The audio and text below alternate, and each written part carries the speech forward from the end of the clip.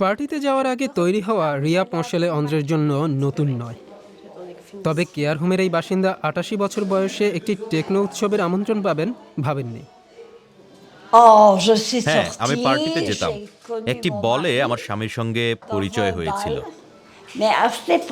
ওই যুগে আপনাকে লং ড্রেস পরতে হতো। ব্রাসেলসে ৪ সন্তানকে বড় করেছেন রিয়া, একটি আর্ট গ্যালারিও চালিয়েছেন। এখন এই বয়সে নতুন অভিজ্ঞতা পাওয়ার সম্ভাবনা কমই থাকে। আগে তারা আনন্দের জীবন কাটিয়েছেন, কিন্তু এখন কেয়ার হোমে থাকছেন। বাইরে যাওয়ার অভ্যাস তাদের হারিয়ে গেছে। অনেকে আর বাইরে যেতে চান না।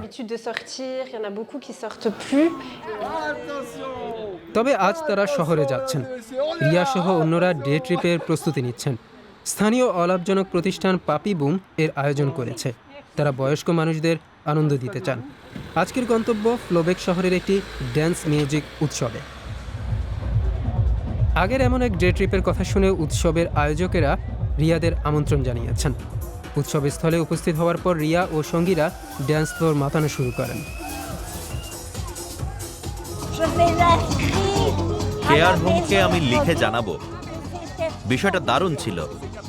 সবাই খুব বন্ধুবৎসল ছিলেন। মনে হচ্ছে বয়স ২০ বছর কমে গেছে। বয়স্করা দ্রুতই তরুণদের মন জয় করে নেন।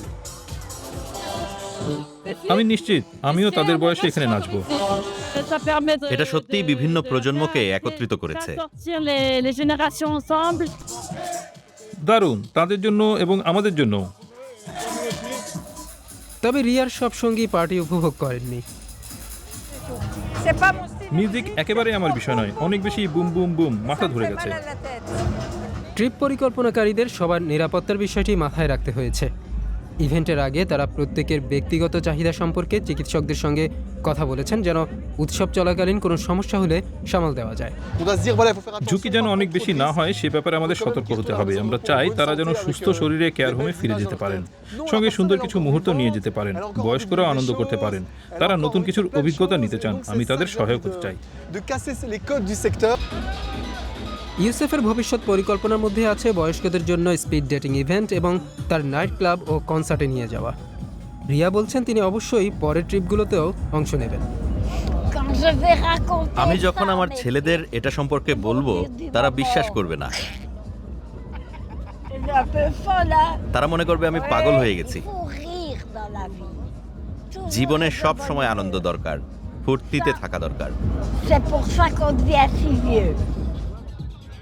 রিয়ার কয়েকজন সঙ্গীকে এখন ক্লান্ত মনে হচ্ছে। আজকের মতো এখানেই শেষ করতে হচ্ছে। তবে ফিরতি যাত্রা শুরুর আগে আরেকটি বিষয়ের জন্য তাদের সময় আছে, ছবি তোলা, যেটি এই স্মরণীয় মুহূর্তকে ভবিষ্যতের জন্য ধরে রাখবে।